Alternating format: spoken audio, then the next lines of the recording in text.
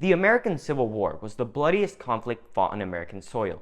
It pitted the United States against the pro-slavery Confederacy. But why did it start? Hey historians, welcome back to the Why in History.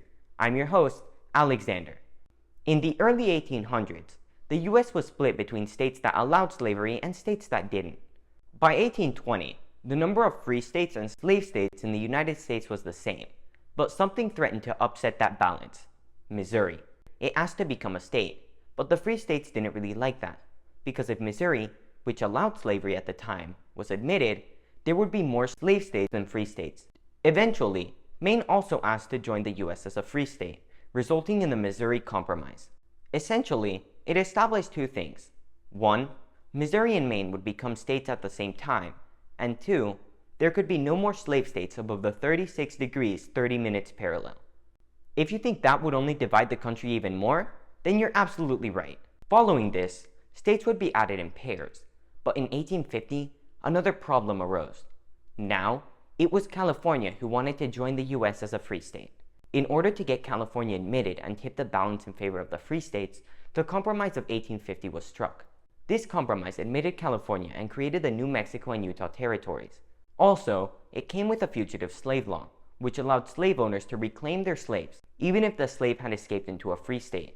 This law was very unpopular among abolitionists. 4 years later, the feud escalated with the passage of the Kansas-Nebraska Act.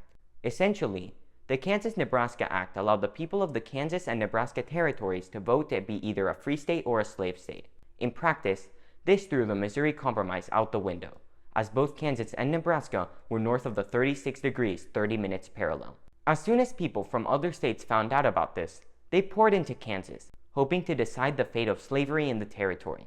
Things quickly got violent, leaving hundreds dead in what became known as Bleeding Kansas. Eventually, the abolitionists won, and in 1861, Kansas was admitted as a free state.